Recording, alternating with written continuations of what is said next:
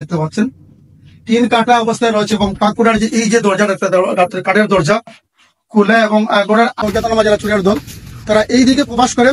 আমাদের প্রবাসী আব্দুল হাকিম ভাইয়ের বসতঘর ঢুকে এবং যেটি প্রাথমিক ওনার স্ত্রী মাসুমা বেগম বলছেন যে নগদ বসতঘরের নগদ ৬০,০০০ টাকা এবং ৪ ভরি স্বর্ণ অলংকার ছিল এবং আরো কিছু আনুষঙ্গিক জিনিসপত্র এগুলো কিন্তু চুরেরা চুরি করে। কথা বলছি যে আসলে এই যে গাছ রয়েছে এই গাছগুলো দিয়ে হয়তো চোর উঠতে পারে এমনটাই আসলে বোঝা যাচ্ছে। তো আপনার ধারণাটা যদি বলতেন যে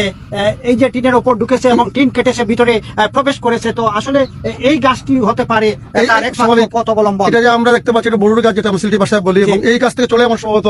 এই দিক থেকে টিন তারা কেটে ঘরের ভিতরে প্রবেশ করে। আমরা চেষ্টা করবো। ড্রয়ার রয়েছে এবং এই ড্রয়ারে প্রবাসীর পরিবারের নগদ ৬০,০০০ টাকা ছিল এবং ওনার স্ত্রীর যে ব্যবহৃত স্বর্ণ অলংকার, স্বর্ণ নেকলেস, দুল এবং আংটি ৪ ভরি স্বর্ণ ছিল এবং আরো কিছু আনুষঙ্গিক জিনিসপত্র চুরেরা কিন্তু এগুলো ভেঙে নিয়ে যে আপনারা দেখতে পাচ্ছেন যে আলমারি শোকেস খোলা রয়েছে এবং এই রুমেরও কাঠের দরজাগুলো খোলা ছিল। যখন আজকে সকালে আমার ছোট ভাই যখন আসছে এই আমার বোনের ঘর দরজা খুলে মুরুগ হাঁস বের করে দেওয়ার জন্য আইসা দেখে যে এই দরজা ভাঙ্গা এবং ওই যে শোকেস গুলো ভাঙ্গা স্বর্ণ অলংকার মোট নগদ টাকা ৬০,০০০। তখন আমাকে ফোন করে যায় ভাইয়া এই অবস্থা। তখন আমি চলে আসি দ্রুত, চলে আসা দেখি যে ওই পাকুটা দিন খেটে ওই চুর ঢুকছে আর আসলে সম্ভবত এইগুলা আমরা ওই এলাকার যেগুলা চুর আছে এই তিন খাটিয়ে যদি ডাকাত হইতো তাহলে অপরিচিত লোক বা অন্য কোনো জায়গায় বড় ডাকাত থাকতো নিশ্চয় গেট ভাঙতো, এখানে দেখি তিন কাটতো না। নিশ্চয় এলাকার যারা এটা সম্ভবত আমাদেরও একটু জানা আছে, আমরা আর একটু খোঁজ খবর নিয়ে পুরা শিওরে আপনাদেরকে জানাবো এবং আপনাদেরকে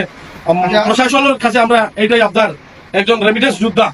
কষ্ট করে বিদেশে বাচ্চা রেখে যে উনি কষ্টের উপার্জিত টাকা পয়সা স্বর্ণ অলংকার যে লুট করে ভাবে নিবে চুররা, প্রশাসনের অতি দৃষ্টি আকর্ষণ করছি যে অতি তাড়াতাড়ি এই চুরগুলো চিহ্নিত করা হোক। এরপরে এই যে